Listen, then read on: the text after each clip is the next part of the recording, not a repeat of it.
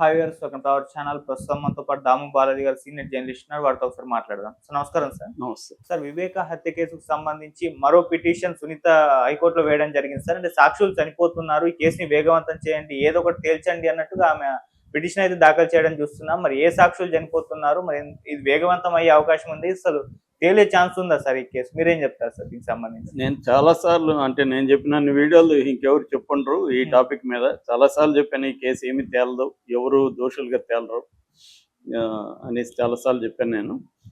ఎందుకంటే అప్పట్లో నేను మొత్తం డాక్యుమెంట్స్ అవన్నీ కూడా పరిశీలించాను, కేసుని క్షుణ్ణంగా చూశాను.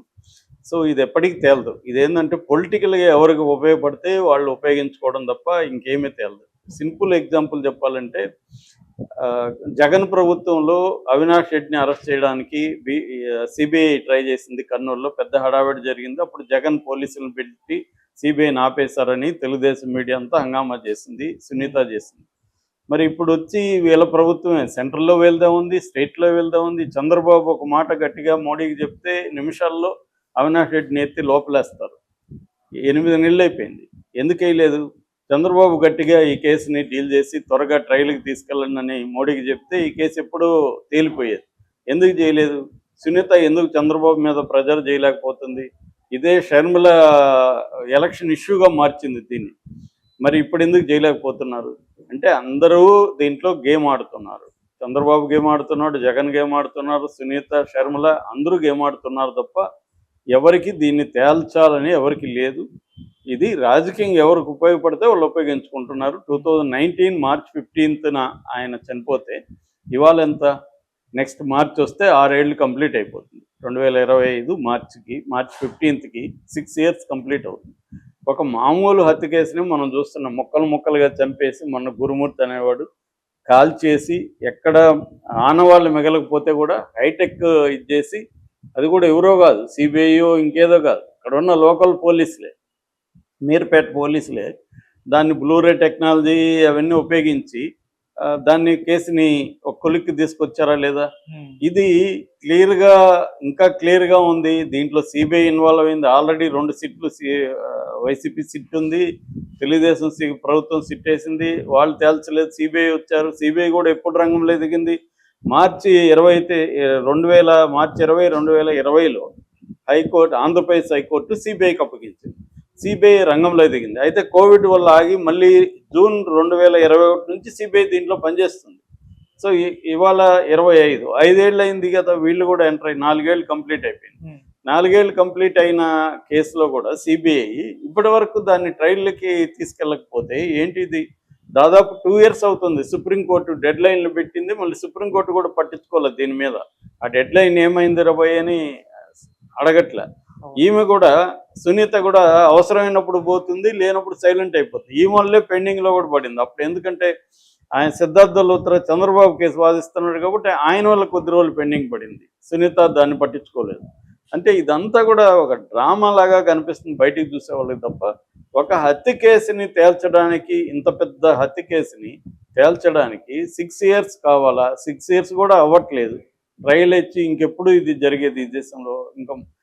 సో ఇది క్లియర్గా ఏంటంటే, రాజకీయాల నేపథ్యంలోనే దీన్ని ఎవరికి వాడు ఫస్ట్ 2019లో జగన్ ఉపయోగించుకున్నాడు. చంద్రబాబు మీద నారాసుర రక్త చరిత్రను పుస్తకం వేశాడు, చంద్రబాబు వాళ్ళే చేశారన్నాడు. అప్పుడు సునీత కూడా జగన్కు ఉపయోగపడింది.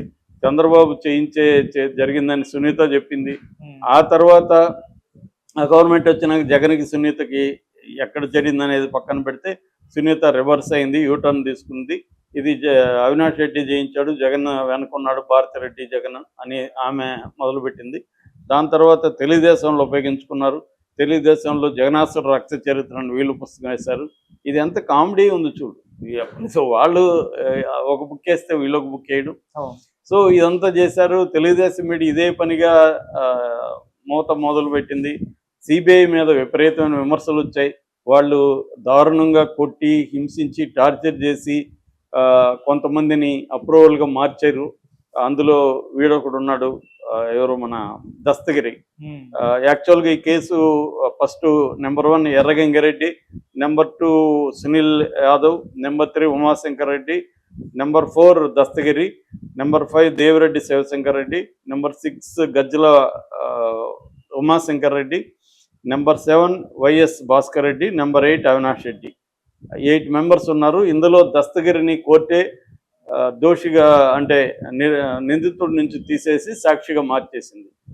అది కూడా ఒక విచిత్రం కామన్ పీపుల్కి. అంటే నేనే హత్య చేసినానని చెప్పిన వాడిని నాతో పాటు ఎవరు చేశారు అని చెప్పితే సరిపోతుందా? ఇప్పుడు మనిద్దరం ప్లాన్గా ఒకరిని చంపాము, అందులో నేనేం అప్రూవర్గా మారిపోతా, అప్పుడు నేను ఇంకా దోషి కాదా అనేది కామన్ పీపుల్కి వచ్చేది. మరి న్యాయస్థానాలు చెప్పాలి.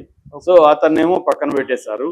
అతనే కదా అనేక సార్లు వాడు ఎవడికి ఫోన్ చేసినా కూడా బెదిరించాలని, దస్తగిరి అంటే ఎవరు మీరంటే నేను వివేకానంద రెడ్డి చెప్పిన దస్తగిరి అని మాట్లాడతాడు అతను, పంచాయతీలు చేయడం. అంత ఓపెన్గా అతను ఇంటర్వ్యూలు కూడా ఇస్తున్నాడు. ఎలా చంపాము, ఎలా కూర్చున్నాము, గొడ్డలతో ఎవరిన అన్నీ చెప్తున్నాడు. అతను ఇప్పుడు సాక్షి ఎలా అయిపోయాడు సడన్గా, అతను నిందితుడుగా కాకుండా ఎలా అయిపోయాడో తెలియదు.